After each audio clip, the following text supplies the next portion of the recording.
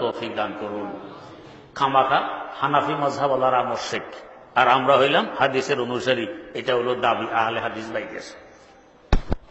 লক্ষ্মীপুরের ঘটনা, মদিনার বার্সি থেকে লেখাপড়া করে আসছেন একজন, আইসা দেশে ফতুয়া হানাফি মাযহাব যারা মানে এরা মুশরিক।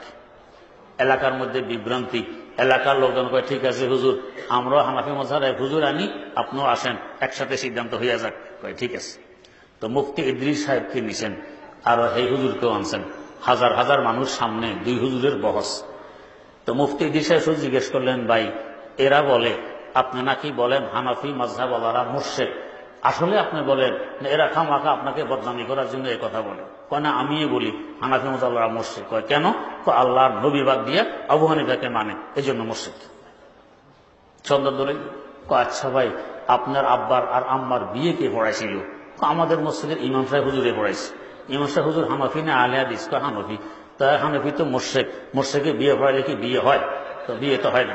তো বিয়ে না হইলে এই ঘর থেকে যে সন্তান জন্ম নিবে বিয়ে তো হয়নি, এটা হালাল জাদা না হারাম জাদা? ওনার কথা কয় না। এখন সব শ্রোতারা না রে তকবীর আল্লাহু আকবার, অমুক মৌলবী হারাম জাদা, অমুক মৌলবী হারাম জাদা মিছিল শুরু করছে। এখন বেচারা লজ্জায় রুমাল দিয়ে চেহারা দেখে স্টেজ থেকে নামে যেতেছে, কারণ এখন হারাম জাদা এসে গেছে। আল্লাহ মাফ করুক।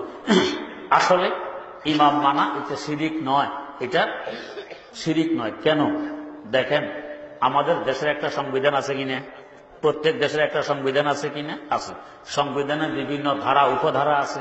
এখন আমি সংবিধান পড়তে পড়তে একটা ধারা বুঝলাম না, না বুঝলে আমরা কি করি, যারা বোঝে লয়ার, আইনজীবী, ব্যারিস্টার, তাদের কাছে যাই যে জনাব এটা বুঝি না, একটু বুঝাইয়া দেন। লয়ার আর আইনজীবী আমাকে ধারাটা বুঝাই দিলেন, আমি সে বুঝ অনুযায়ী ধারা মেনে চললাম। এটা সংবিধান মানা হইল না আইনজীবীকে মানা হইল? সংবিধান মানা হইল। আইনজীবী তো বুঝাই দিয়েছেন, তাকে মানা হয়নি। ঠিক তেমনি ভাবে আমাদের সংবিধান হইল কোরআন আর হাদিস, অনেক দ্বারা বুঝি না, আমাদের ইমামরা বুঝাই দিয়েছেন। তো ওই বুঝ অনুযায়ী কোরআন হাদিস মানা মানে কি ইমাম মানা না কোরআন হাদিস মানা? কোরআন হাদিস মানা। এই সহজ কথাটা আহলে হাদিস ভাই এরা বোঝে না। বুঝবে বা কিভাবে? বুঝলে তো তাকলিদ করতো, ইমাম মানতো। বুঝবুদ্ধি নেই, এটা তো পরিচয় বহন করে, ইমাম মানে না, তাকলিদ মানে না। এদিকে বলে তাকলিদ শিরিক, এদিকে এই হাদিসটা সহিহ। সহিহ কে বলছে? রাসূল বলে গেছেন যে হাদিস সহিহ? বলছে তো কোন একজন হাদিসের ইমাম। এই হাদিস জড়িফ, রাসূল বলে গেছেন না কোন একজন হাদিসের ইমাম বলছেন জড়িফ?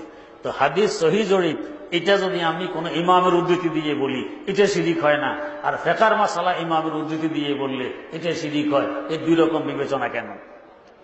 এগুলো হলো হাস্যকর একটা সম্প্রদায়, ফিতনা সৃষ্টি করতেছে।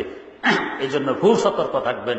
আল্লাহ রাব্বুল আলামিন আমাদেরকে সহিহ বুঝদান করুন। সুবহানাল্লাহি ওয়া বিহামদিহি, সুবহানাকাল্লাহুম্মা ওয়া বিহামদিক, আশহাদু আল্লা ইলাহা ইল্লা আনতা আস্তাগফিরুকা।